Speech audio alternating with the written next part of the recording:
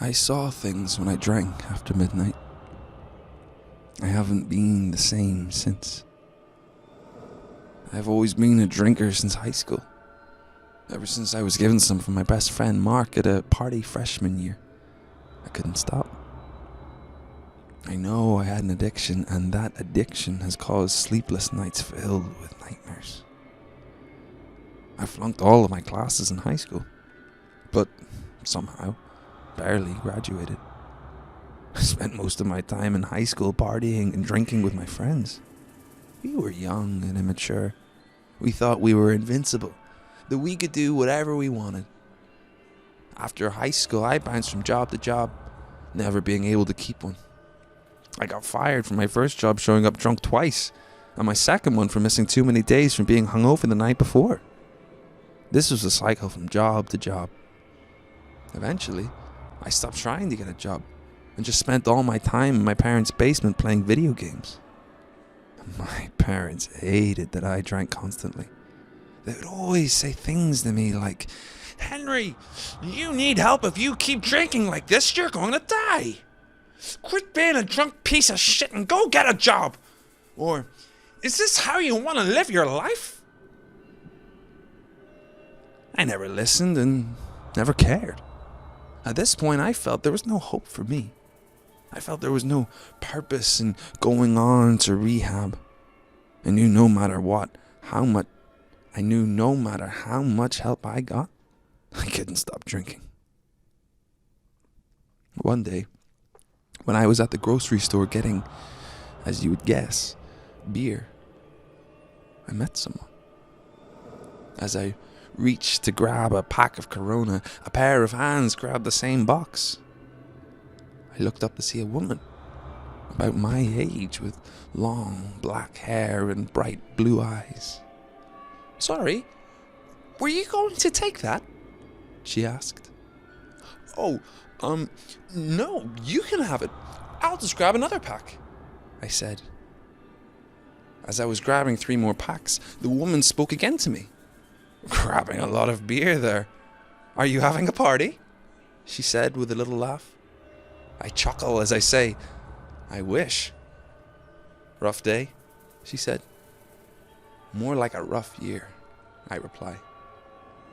We then talked for what felt like hours. I learned her name was Candice, and she had recently gone through a breakup and was kicked out of her parents' house. She had a shitty job as a waitress at the local bar, which barely paid off her apartment rent. I told her about how I lost my jobs and how my parents thought I was a failure and wanted nothing better than to see me gone. We got dinner that night at a local restaurant and talked more about high school, parents, life, etc. I asked for her number after dinner and she gave it to me, saying with a smile, "Call me when you want to hang out again." We talked for months and went on many dates. We started dating towards the end of the year, and eventually, after another year, I asked her to marry me. I bought her a beautiful gold ring with a bright diamond in the middle. I planned on giving it to her in the cake we had at dinner that night. I still remember the shocked look she had on her face, and the tears she started to cry in joy as she picked the ring out of the cake. "Yes, yes," I remember her saying before I even proposed. She then ran into my arms where we embraced and kissed. I loved Candice more than anything in the world. She helped me through so many dark times in my life. She helped me get a job as a bartender where she worked. She helped me when my parents said they were leaving and would never come back. And together, we were able to stop our drinking addiction. Life was truly good now. I had a beautiful wife, a home, and a good job with good pay. This was the life I had dreamed about for so long. A couple months into our marriage, Candice got pregnant. We were so excited now to have a child of our own. Months went by and we eventually learned that we were going to have a girl. A couple months into our marriage, Candice got pregnant. We were so excited now to have a child of our own. Months went by and we eventually learned that we were going to have a girl. We fixed one of the spare upstairs rooms for the baby, painting the room pink and buying a pink and brown baby crate. We wanted the room perfect for a girl. We decided we were going to name the baby Britney, as my wife was a huge Britney Spears fan. Everything was going perfect until the time the delivery was near. Candice got really sick. It wasn't normal sickness from pregnancy, but something much worse. She threw up blood almost every night, and a couple times I even needed to take her to hospital from passing out. I didn't understand what was happening. I was horrified, not just for my wife, but for my unborn child as well. The delivery came almost shortly after. She was storing up blood when her water suddenly broke that afternoon. We rushed her to the hospital where she was crying and throwing up. Once we got inside, the doctors took her and rushed her into the emergency room. I waited for hours as they worked on her. I wasn't a religious man, but I prayed for the first time, begging my child and my wife to be okay. After falling asleep shortly after, I was suddenly awoken by a doctor. I looked over at the clock, which now read 9 p.m. "Are you Mrs. Anderson's husband?" he asked in a deep voice. "Yes." "Is she okay? Is my baby okay?" I asked frantically. "Yes, is she okay? Is my baby okay?" I asked frantically.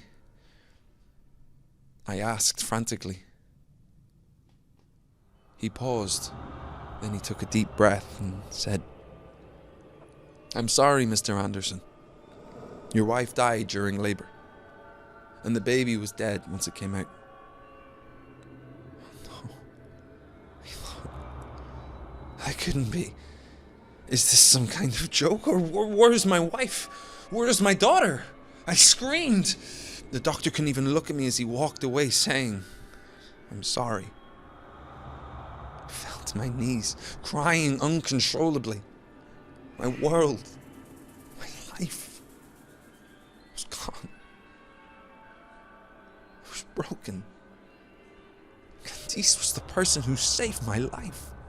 She was the person who I could lean on in hard times, and someone I knew would support me. She was the only person I gave a damn about in this world, and I knew she was the only person who gave a damn about me as well. I sat there for what felt like forever, sobbing, knowing I had lost everything. The nurse eventually helped me back to my feet and walked me back to my car, trying to talk to me, but I couldn't talk and didn't want to.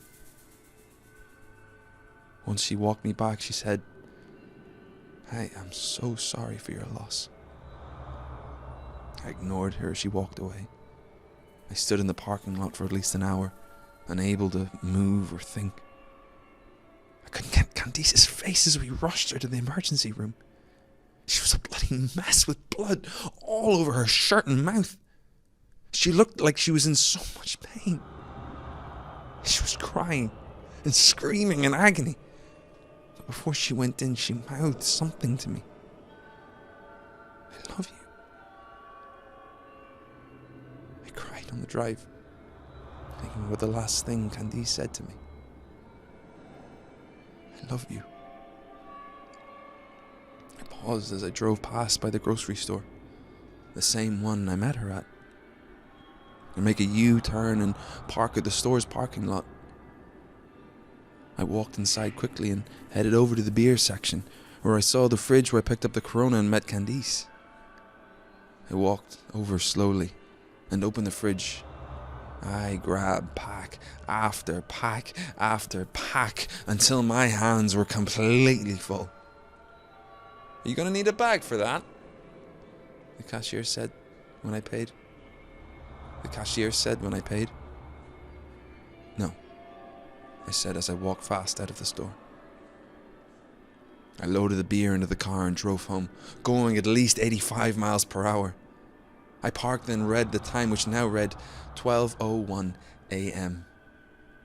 I grabbed all the beer and brought it inside, not even turning off my car in the process. I ran inside and put all the beer on my counter. I hadn't drank in almost 2 years, but I didn't care. I opened up a pack and drank every bottle in seconds. Beer after beer, pack after pack, I drink and drink, trying to free myself from the pain I was in. I threw up at least twice, but I didn't care. I wanted to see my wife again and be with my daughter. I started to drift off and then I passed out. The image of my wife holding a healthy baby in my mind. The whispers are what woke me. The whispers are what woke me.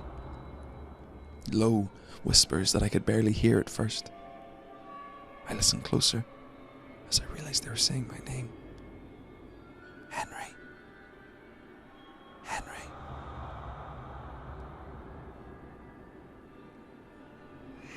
Henry. Henry. I woke up with a start. As my eyes got adjusted to my surroundings, I realized I was back in the hospital. I looked around to see no one in sight. The reception desk was empty as I looked over and then towards the hall. The hall was almost completely dark. The hall was almost completely dark, lit by a single light at the end. I stared in amazement and in fear. How did I get here? I thought. Then I heard a voice calling from the end of the hall. Henry, it's me. I'm okay. Come see our child. I froze as I heard the voice. The voice that I thought I would never hear again. And these, I say quietly, yes, it's me, honey. Come and see our daughter. Yes, it's me, honey. Come and see our daughter. I got up quickly and ran towards the end of the hall. I ran as fast as I could towards the room at the end of the hall. I stopped at the front of the room when I got there. The door was creaked open slightly, light illuminating inside. I paused, unsure whether to go inside or not. Then I heard a cry from a baby. I opened the door quickly and ran inside, where I saw Candice holding our daughter in her arms. I walked over slowly in tears in my eyes. Candice didn't look up at me as I stood right next to her. Candice didn't look up at me as I stood right next to her. Then she said, "Honey, isn't she beautiful?" I looked down at my daughter's face. And to my horror, her eyes were gone, and her whole body was covered with blood. I backed away slowly as my wife said, "What's wrong, honey? Don't you love her? Isn't she the most beautiful thing you've ever seen?" She then looked up at me, and I screamed as I saw her deformed face. Her skin is rotten. Most of the skin on her face is gone, revealing her skull. Her eyes were completely black, and her smile, oh God, her smile was crooked and wide. The few teeth she had were yellow, as most of her smile was just gums. "Come hold her, Henry. She wants her daddy," she said as the child started to cry. I ran out of the room and down the hall, ignoring the cries and screams of my wife and child. As I'm running, I heard footsteps. When I turned, I saw to my horror my dead wife crawling at an abnormally fast pace towards me. "Henry, don't leave us! Don't abandon us!" she says in a distorted voice. I ran as fast as I could towards the exit with that creature right behind me. I made it to the exit before the creature did and opened the door, but it was locked. I banged and tried to open the door with all my might, but it wouldn't budge. I turned around and saw the creature pretending to be my wife, standing only a few feet away from me. "Henry," I croaked, "don't you love me? Don't you want us to be a family?" I was helpless, overwhelmed with fear, terrified of what the creature would do to me.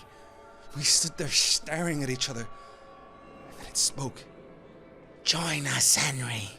Complete our family. And it rushed and lunged towards me as I let out a scream, covering my eyes.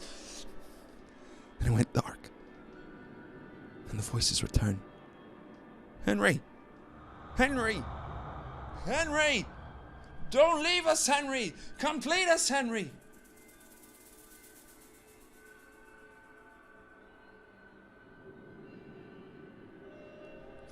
Henry! Henry! Then it rushed and lunged towards me as I let out a scream, covering my eyes. Then it went dark. Then the voices returned. Henry. Henry. Henry. Don't leave us, Henry. Complete us, Henry. The voices now echoed as they got louder and louder. Henry! Henry! Henry! Henry! And silence. Nothing but utter silence. Then I heard voices, but not like the ones before. They were faint. I can make out what they were saying. They were faint, but I could make out what they were saying.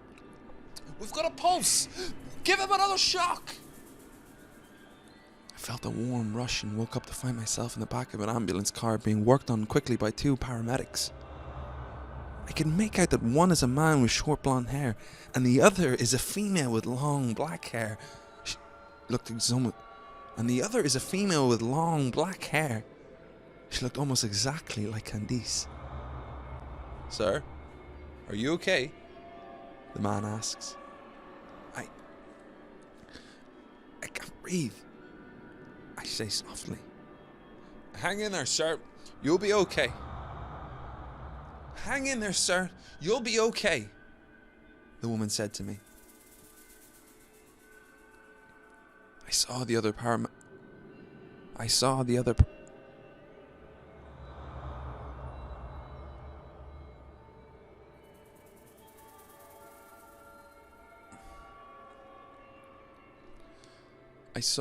paramedic rush towards me with an oxygen mask.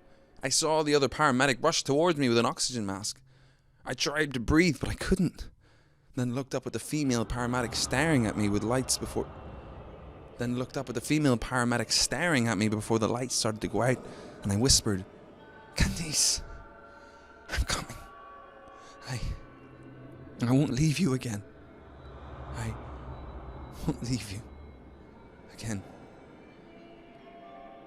When I woke up in the hospital, I found out from one of the nurses that one of the neighbors saw my car was still running and went over to my house to tell me. She saw the front door to my house was open, and when she walked inside, she found me slumped on the counter not breathing. She called 911 and told them the condition I was in, then sent an ambulance over quickly where they loaded me into the back. The paramedics worked on me for at least 20 minutes on the drive to the hospital. When they were about to give up, the 2 paramedics I saw convinced them to keep on working, and a minute later, I woke up.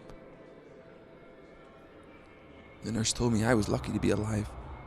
All the beer I drank caused me to black out, and I suffered a lot of internal bleeding. My lungs were destroyed. I couldn't speak. And I barely could breathe for almost 2 weeks. Once I recovered, I was taken straight into a rehab center, where I am today. I still hear them when I sleep. Their voices are forever ingrained into my mind, chanting my name. The image of that creature still haunts me today. I haven't slept in weeks. I see it everywhere I look, and every time I do, it gets closer and closer to me. Today, it's right behind me in the mirror in front of my room. I could hear it behind me as it croaks.